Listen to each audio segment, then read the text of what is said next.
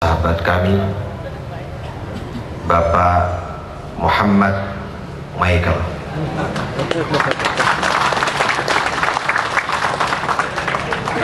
Saya nggak paham kenapa harus tepuk tangan para jamaah. Ada suatu yang rahasia di tepuk tangannya para jamaah tentu. Para jamaah pendengar radio Vis FM yang berbahagia, pemirsa JTV yang dimuliakan Allah Subhanahu wa Ta'ala.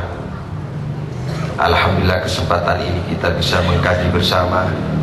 Setiap minggu kita selalu berusaha walaupun satu ayat mentelaah, mendalami dan memahami, mudah-mudahan bisa mengamalkan isi kandungan Al-Quran.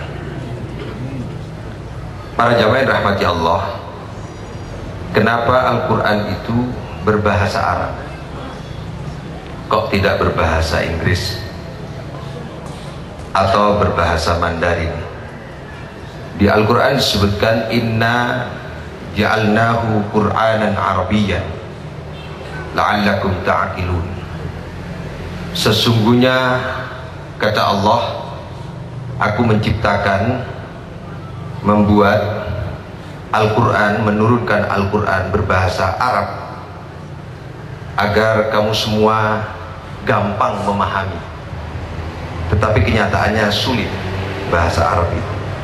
Kenapa berbahasa Arab? Karena yang menerima wahyu adalah orang Arab, yaitu Nabi besar Muhammad SAW. Ini bukti bahwa Allah sangat komunikatif dengan Rasulnya. Tidak ada satupun Rasul di dunia ini yang lahir dari Eropa, yang dari Asia, termasuk yang dari Indonesia. Semua nabi-nabi itu lahir di Timur Tengah. Dan tentu kita mengetahui bahasanya bahasa apa. Itu artinya bahwa Al-Quran sangat komunikatif dan sangat menghargai kepada siapa yang menerima wahyu itu. Yang kedua, kenapa berbahasa Arab? Untuk menunjukkan keaslian bahwa Al-Quran ini benar-benar turun kepada Nabi besar Muhammad SAW. Apakah ada pertanyaannya kitab suci selain Al-Quran yang produknya asli dari bahasa asalnya? Itu menjadi pertanyaan kita. Maka dari sini menunjukkan bahwa keaslian Al-Quran nampak jelas dari bahasa itu sendiri, asli dari bahasa asalnya. Kemudian para jamaah yang rahmati Allah, ini keahliannya nanti khusus seharusnya sama Gus Isom dan Gus Kurnen. Kok bisa disebut bahwa bahasa Arab ini menjadi bahasa Al-Quran mudah untuk difahami? Yang ahli seperti ini menjabarkan apa perbandingan bahasa Arab dengan bahasa yang lain, itu ada beliau-beliau nanti. Para jamaah yang rahmati Allah, kemudian untuk siapa sebenarnya Al-Quran itu? Kita sering mengklaim bahwa Al-Quran hanya untuk kalangan muslim, hanya untuk kalangan orang yang disebut mukmin. Tapi Al-Quran sendiri menyebutkan bahwa wa anzalna ilaika dzikra litubayyina linnas. Allah menurunkan Al-Quran itu litubayyina linnas, sebagai bayan. Di dalam Al-Quran itu ada sebutan bayan. Ada lagi di dalam Al-Quran hadza basairu linnas, sebagai basair. Ada lagi disebutkan bahwa Al-Quran itu unzila fihil Quran hudan linnas.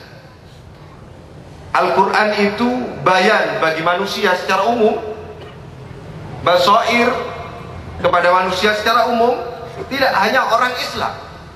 Maka pada kesempatan ini seandainya kita mengetahui bahwa kemarin Pak Ami Santoso dari Konghucu, Pak Gede dari Hindu, dan hari ini Pak Michael dari Nasrani ikut bersama ingin mengetahui apa yang ada di dalam Al-Quran, itu merupakan hak seluruh manusia, termasuk orang di luar Islam, berhak mengetahui isi kandungan Al-Quran, dan kita ini berkewajiban menyampaikan yang sebenarnya apa yang ada di dalam Al-Quran.